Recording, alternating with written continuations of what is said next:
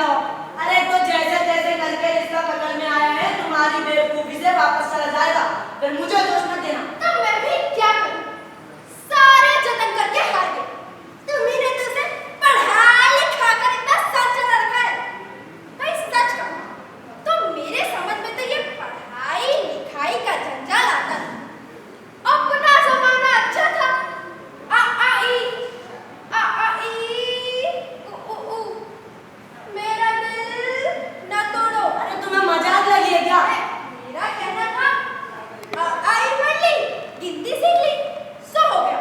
ज्यादा हुआ तो स्त्री सुबोधनी पढ़ ली। सच पूछो तो स्त्री सुबोधनी में ऐसी ऐसी बातें लिखी है, ऐसी ऐसी बातें लिखी है, ऐसी ऐसी बातें लिखी है। कैसी कैसी बातें लिखी है? ऐसी वैसी बातें नहीं, ऐसी बातें की क्या ही तुम्हारे लिए। और ये एमए की पढ़ाई में हो। और सच कहूं आजकल के तो लक्षणीय लोग हैं। ग्रामोफोन बाजा होता है ना? हाँ, पर क्यों? अरे दो प्रकार का होता है, एक तो इंसान का बनाया हुआ जिसे एक बार चलाकर दोबारा रोक सकते हैं, और दूसरा परमात्मा का बनाया हुआ जिसे एक बार चलाकर दोबारा बंद नहीं कर सकते। हटो भी, तुम्हें ठिठोली सुस्ती रहती है। और इतना तो होता नहीं कि अपनी उस लाडली बेटी उमा को राह पर लाते। अब देरी कितनी रह गई उन लोगों के आने में? अरे तो हुआ क्या है? तुम्ही ने तो कहा था कि जरा ठीक ठीक करके नीचे भेजना। भाई आज के जमाने में लड़के कितनी भी सुंदर हैं, बिना टीम टाम के कौन पूछता है भला? वो इसी मारे मैंने तो उनके आगे वो उसके पाउडर पाउडर लाली लिपस्टिक रख दिया था। पर तुम तो जानते हो कि उसे इन सब चीजों से न जाने किस जन्म से नफरत है। मेरा कहना था कि यहाँ जैसे मुंह लपेट के लेट गई। भाई मैं तो बात आ गई तुम्हारी सर्दी से। हे राम, कैसा दिमाग है यार ये लड़की का। वरना आजकल की लड़कियों को देखो, चेहरे के सारे पाउडर का कारोबार चला रखती है, और ये देखो आजकल की लड़कियों का जलवा।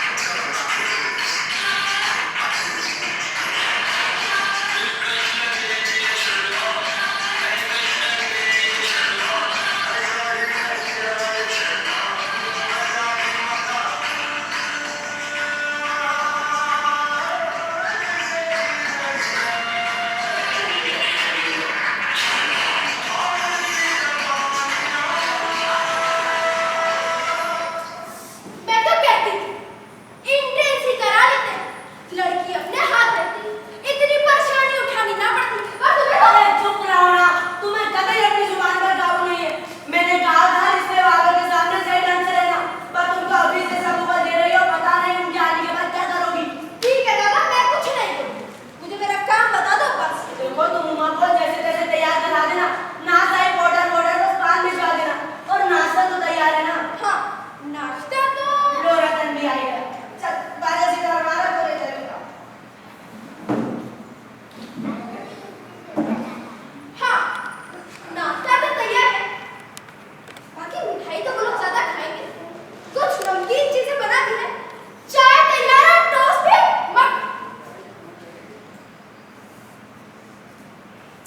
मक्खन तो आया ही नहीं। क्या गाँव मक्खन नहीं आया? अरे तुम्हें भी तो इसी वक्त सारी बातें याद आती है। अभी रतन घर का काम करे कि बाहर जाकर मक्खन लेकर आए। तब तक के चपरासी से बोलो काम करने के 100 बहाने मारता है। ये ठीक है, यहाँ का काम भी कौन सा ज्यादा है? देखो, कमरा तो हमारा सब ठीक ठाक ही है, बाकी बाजा से तार में आई गए हैं।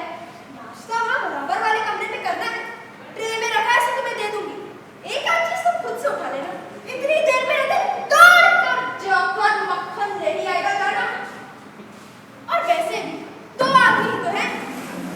हाँ, एक तो बाबू गोपाल प्रसाद और दूसरा उसका लड़का। सच कहूँ गुस्सा तो मुझे भी बहुत आती है इनके दकियानुसी ख्यालों पर क्या करूँ, मजबूरी है। खुद तो पढ़े लिखे सभा सोसाइटी में जाते, लेकिन लड़की चाहिए बिना पढ़ी लिखी। और लड़का? अरे बताया तो था तुम्हें, बाप शेर तो लड़का सवा शेर, बीएससी के बाद मेडिकल कॉलेज कर रहा है। कहता है शादी का सवाल दूसरा और तालीम का दूसरा, मतलब अपना है। वरना इन बाप और बेटों को तो मैं ऐसी खड़ी खोटी सुनाता, ऐसी खड़ी खोटी सुनाता, कैसी खड़ी खोटी? अरे ऐसी की वो जिंदगी भर याद रखते। बाबूजी बाबूजी वो लोग आ गए। क्या कहा? वो लोग आ भी गए और तुम्हें देखिए मक्खन लेने नहीं जाता और तुम कहती है अरे मक्खन क्या जाता है? अरे तुम एक काम नहीं आते हमको ठीक से। अरे बाबू राम करो जी। अरे आया भाई आया।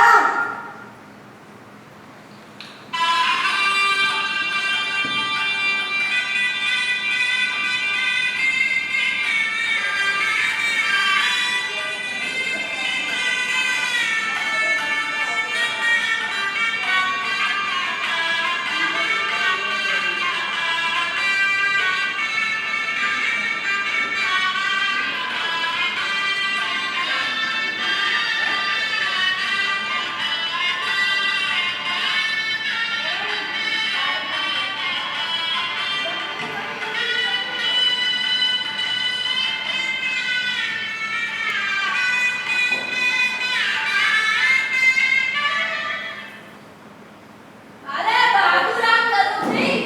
शंकर बेटा लगता है किसी गलत घर में आ गए। अरे नहीं नहीं सही घर में आए। अरे आइए आइए आइए आइए शंकर बाबू। और बताइए मकान ढूंढने में कोई तकलीफ तो नहीं हुई ना? अरे नहीं नहीं साहब, कहानी वाला जानता था और हमें तो यही आना था, तो रास्ता कैसे नहीं मिलता। सच मानिए मैंने आपको तकलीफ तो दी है। अरे साहब, जैसा मेरा काम वैसा आपका काम। आखिर आपको अपनी लड़की की शादी करनी है और मुझे अपनी लड़की की। सच पूछिए तो मैंने आपको काम का तकलीफ दी है। अरे ये लीजिए, अब आप तो हमें कांटों में घसीटने लगे। आखिर हम तो आपके सेवक ही हैं। बैठिए बैठिए। और बताइए शंकर बाबू, कितने दिनों की छुट्टियों में आए? कॉलेज की छुट्टी नहीं, वो तो मैं वीकेंड पे चला आया। कोर्स खत्म होने में एक साल तो आई होगा, यही कुछ साल दो साल। अरे आप बैठ जाइए, वो फिर 2 साल तो मार्जिन रखता है। अच्छा अच्छा बेटा। वो क्या है ना साहब, ये शंकर एक साल बीमार हो गया था। क्या बताएं कि इतनी सी उम्र में इतनी बीमारियां सताती हैं। एक हमारा जमाना था, हमारा, जहाँ स्कूल से आके दर्जनों कचौड़ियाँ उड़ा जाते थे और जब खाने बैठे तो भूख वैसे की वैसी और कचौड़ियाँ भी खत्म हो जाती थी। साहब उस जमाने में कचौड़ियाँ भी 1 पैसे की 2 आती थी। अभी देख लो 10 रुपए की एक पकड़ा के चले जाते हैं। अरे जनाब, यह हाल था कि 4 आने की ढेर मलाई आती थी और 2 आने की अकेले हजम कर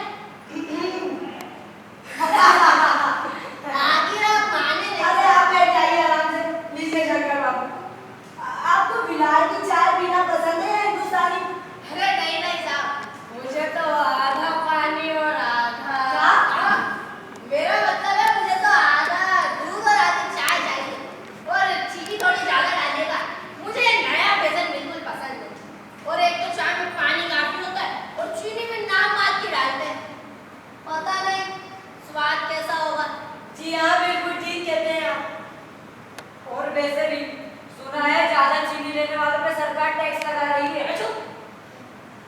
सरकार जो चाहे सो कर ले। अगर आमदनी बढ़ानी है तो एक ही चीज पर टैक्स लगाना पड़ेगा। कौन सी चीज पर टैक्स लगाना पड़ेगा? अरे यही खूबसूरती पर टैक्स। मजाक काफी अच्छा कर लेते हैं आप। मजाक नहीं था, यह एक ऐसा टैक्स है कि देने वाला छू भी ना करे, बस इन औरतों पर छोड़ दिया जाए कि अपने खूबसूरती के स्टैंडर्ड माफिक अपने ऊपर टैक्स तय कर ले। फिर देखिए साहब, सरकार की कैसी आमदनी बढ़ती है। क्यों साहब? वाह वाह, खूब सोचा है आपने। आजकल तो खूबसूरती का सवाल ही पैदा हो गया है। अपने जमाने में ये सब कभी नहीं उठता था साहब। कभी नहीं साहब, कभी नहीं। मैंने तो बिना बिना के शादी करी। आपका क्या ख्याल है इस मामले में? अरे यही कि शादी तय करने में खूबसूरती का कितना हिस्सा होना चाहिए? यह बात दूसरी बात काम करो। मैंने आपसे पहले कह दिया, लड़की का खूबसूरत होना निहायत जरूरी, चाहे पाउडर वगैरह लगाए चाहे वैसी। बात यह है, आप और हम मान भी जाए, ये घर की औरतें थोड़ी ना मानती है। इन्हें तो खूबसूरती बहू चाहिए समाज में दिखाने के लिए। वैसे आपकी बेटी ठीक ही होगी। अरे वो अभी आएगी, आप खुद देख लीजिएगा। अरे अब इसमें देखना क्या, अब आपकी और हमारी इतनी बातचीत हो ही गई है तो रिश्ता पक्का ही समझिए। अरे ये तो आपका मेरे ऊपर भारी एहसान है। और जायजा तो मिल ही गया होगा आपको। अरे ये लीजिए, अब इसमें जायजा मिलना कौन सी बड़ी बात है? बस ठाकुर जी के चरणों में रख दिया, खुद ब खुद मिल गया। अब बैठिए ना। लेकिन हाँ, ये जो मेरे कानों में भनक पड़ी है, ये तो गलत है ना। कौन सी बना? अरे यही पढ़ाई लिखाई के बारे में। अरे आप बैठ जाइए। नहीं नहीं साहब, हमने आपसे पहले ही कह दिया, हमें ज्यादा पढ़ी लिखी बहू नहीं चाहिए, और मेम साहब तो चाहिए ही नहीं। कौन झेले उनके नखरे। हद से ज्यादा मैट्रिक तक पास होनी चाहिए। क्यों सर? और वैसे भी मैं नौकरी वोकरी तो करवाऊंगा नहीं। अरे बेटा, इसमें नौकरी का कोई सवाल ही नहीं उठता। अब देखिए साहब, कुछ लोग मुझसे कहते हैं, मुझसे, कि अपने लड़के को एमए बीए पास कराया तो लड़की भी ग्रेजुएट लाई। अरे जरा पूछिए नगर के ठेकेदारों से कि लड़के और लड़की की पढ़ाई एक है क्या? अरे मर्दों का तो काम है पढ़ना और काबिल बनना। अगर यही औरतें करने लगी, अंग्रेजी अखबार पढ़ने लगी, पॉलिटिक्स में बहसबाजी करने लगी, तो साहब हो गई गृहस्थी। साहब मोर के पंख होते हैं, मोरनी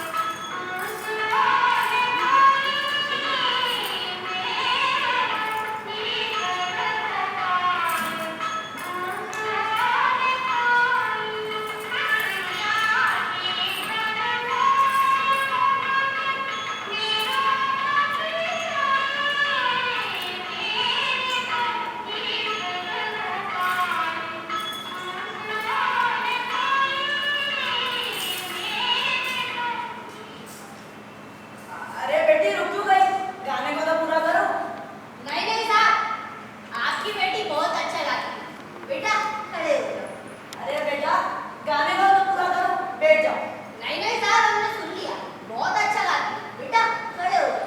अरे वो आधा अधूरा गाना था, वो पूरा करेगी। बेटा बैठ जाओ। अरे नहीं नहीं साहब, बहुत अच्छा गाती है ये। बेटा खड़े हो जाओ। अरे आपने अभी इतना सा सुना, वो तो इससे भी अच्छा गा लेगी। बेटा बैठ जाओ। अरे मैंने कहा ना अच्छा गाती है। बेटा खड़े हो जाओ। गाना बजाना भी आता है।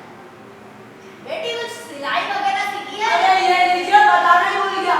ये देखिए, कल ही मेरा कुर्ता फटा था, आपके आने से थोड़ी देर पहले से सिलाई। कहाँ पड़ा? अरे आपको कैसे दिखेगा, आपने इतना मोटा चश्मा जो लगा रखा है। अरे छोड़िए इस बात को। सिलाई भी आती है। हाँ बेटा, पेंटिंग वगैरह आती है? अरे ये लीजिए, ये भी बताना ही भूल गया। आप वो देखिए अंदर वो गधे वाली पेंटिंग दिख रही है, वो सामने, वो इसी ने बनाई है। और वो अंदर कुत्ते वाली पेंटिंग आ रही है, वो सामने देखिए, वो कुत्ते वाली और वो गधे वाली वो सामने है। कहाँ है? अरे आप बैठ जाइए। वैसे दिख तो नहीं रही। अरे मैंने कहा ना, आपको कैसे दिखेगी, आपने इतना मोटा चश्मा जो लगा रखा है। अरे छोड़िए इस बात। पेंटिंग भी आती है। अरे हाँ बेटी, कुछ इनाम वगैरह जीतने हैं? अरे इनाम तो इतने जीते हैं कि घर में रखने कोई जगह नहीं बची, थोड़े बहुत तो पड़ोसियों को भी बांट दिए। और शादी के बाद आपकी लड़की चले ही जाएगी ना। दिख तो नहीं रहे। अरे मैंने कहा ना, आपको कैसे दिखेंगे, आपने इतना मोटा चश्मा जो लगा रखा है। अरे छोड़िए इस बात को। बाबूजी, अरे इनसे बोलिए ना कि कुछ बोले। आपकी बेटी इतना अच्छा गाती है, इतना अच्छा गाती है, इतना अच्छा गाती है। रुकिए, कितना चलाती है। अरे क्या पूछिए नहीं। अरे मैं भी कौन सा पूछ रहा हूँ। आपकी बेटी इतना अच्छा गाती है तो मोहल्ले में तो फूल बरसते होंगे। कुछ फूल ये भी बरसाए। मेरा मतलब है ये कुछ बोले। जवाब दो माँ। अरे वो क्या है ना, हमारी बेटी शर्माती बहुत है, कभी कभी तो हमसे भी बात नहीं करती। जवाब दो माँ। अरे जवाब दो। क्या जवाब दूं बाबूजी?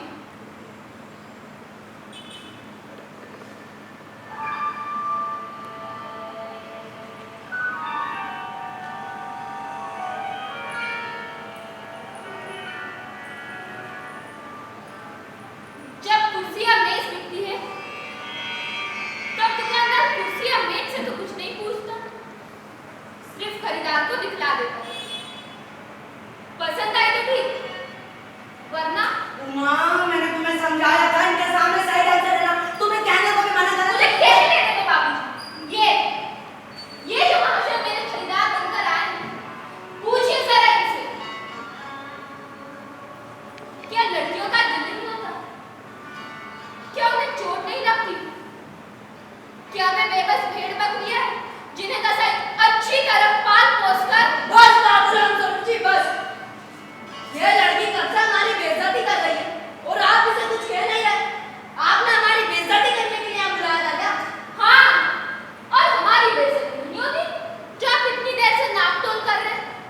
पूछिए अपने साहबजादे से कि पिछले फरवरी ये लड़कियों के हॉस्टल के इर्द गिर्द क्यों घूम रहे थे और वहां से क्यों भगाए गए थे? अब आप सभी का बहुत हो चुका है, अब मैं अपने बाबूजी की बेइज्जती और सहन नहीं कर सकता। चलिए बाबूजी, आप यहाँ से।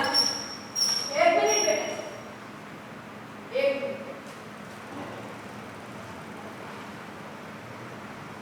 लड़कियों के हॉस्टल यानी कि तुम कॉलेज में पढ़ती हो? जी हाँ, मैं कॉलेज में पढ़ती हूँ और मैंने बीए पास किया है। कोई पाप नहीं किया, कोई चोरी भी नहीं की, और ना ही आपके बेटे की तरह ताजा करके कायरता दिखाएंगी।